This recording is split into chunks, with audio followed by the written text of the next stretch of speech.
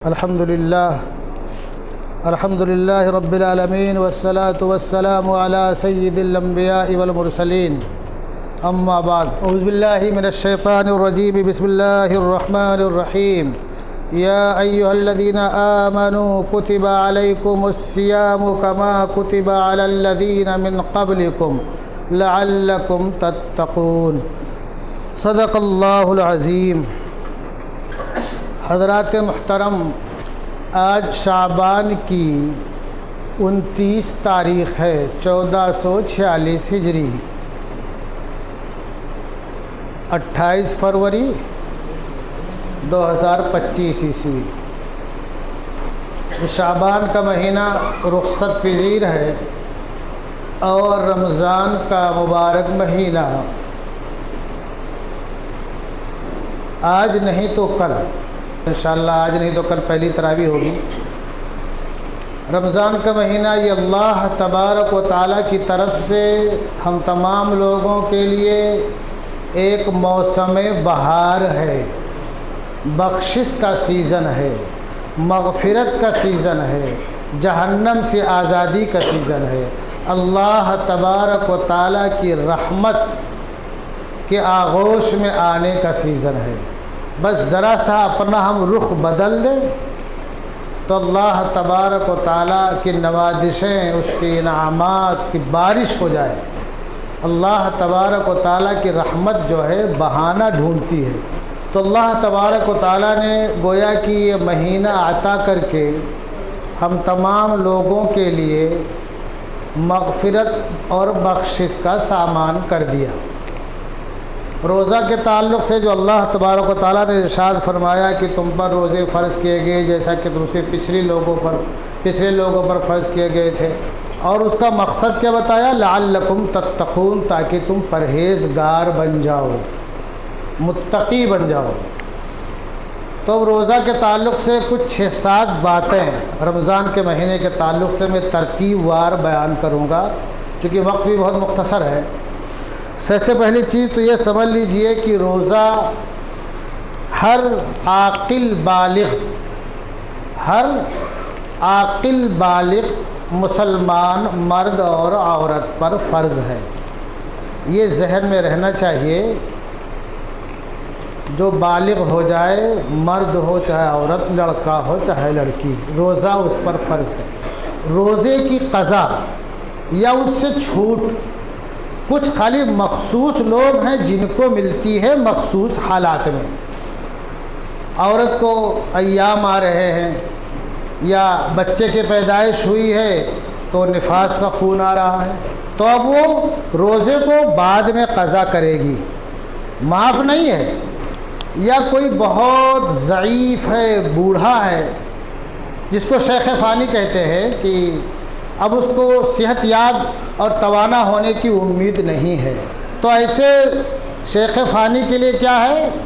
یا ایسا مریض بیمار جس کو صحت یاب ہونے کی امید نہیں ہے، اگر صحت یاب ہو جائے تو اس مریض کو بعد میں قضا کرنا پڑے گا۔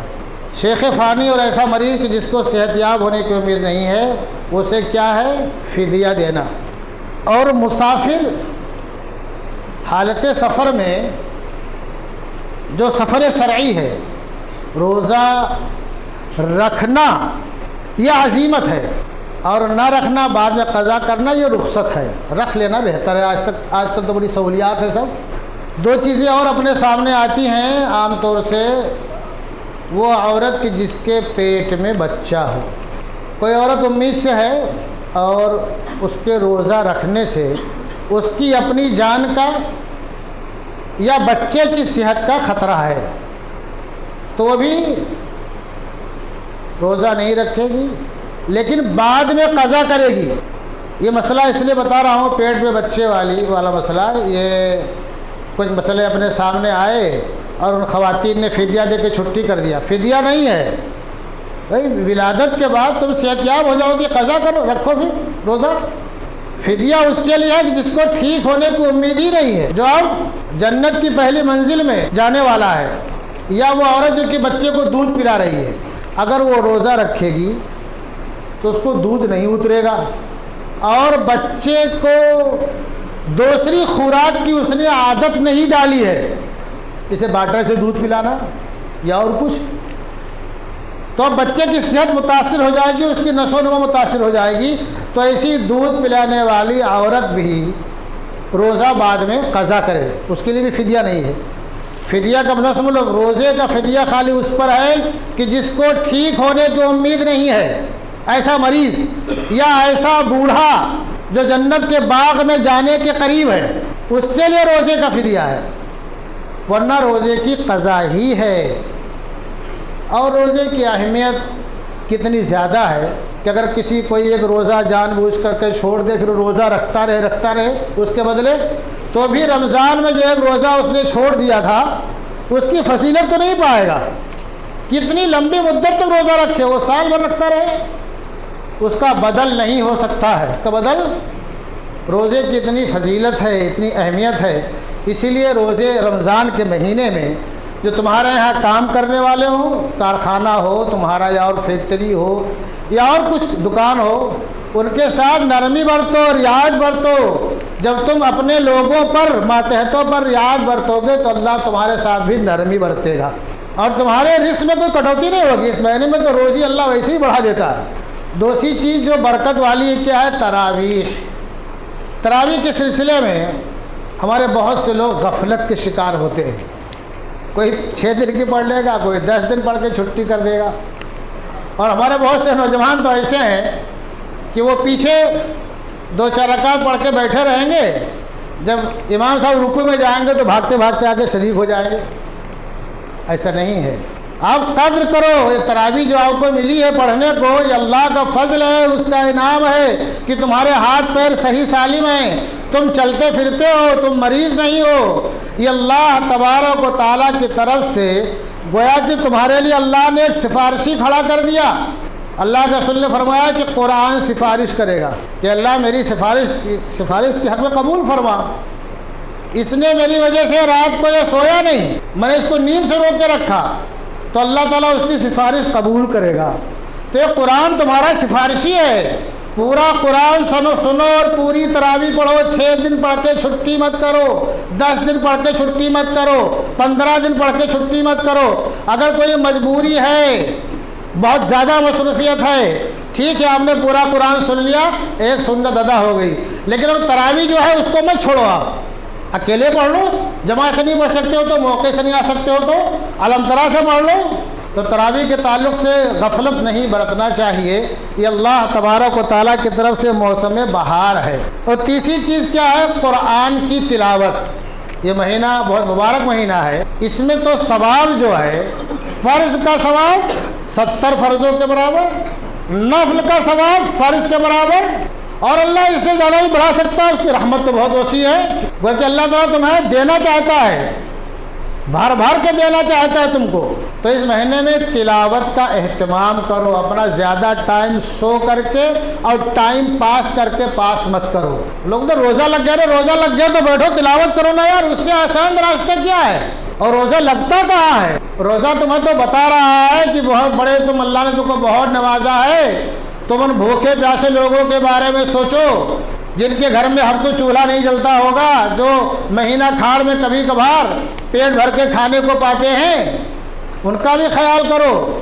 تو تلاوت کی بڑی اہمیت، اللہ کے رسول صلی اللہ علیہ وسلم اس مہینے میں جبریل امین کے ساتھ قرآن کا دور کرتے، کتنی عظمت ہے اس مہینے کی۔ ابن ماجہ نسائی کی روایت ہے اور احمد و دارمی کی، اللہ کے رسول نے فرمایا ان للہ اہلین من الناس، قالوا یا رسول اللہ ان للہ اہلین من الناس وخاصتہ، قالوا یا رسول اللہ من ہم، کہ اللہ کے کچھ خاص لوگ ہیں۔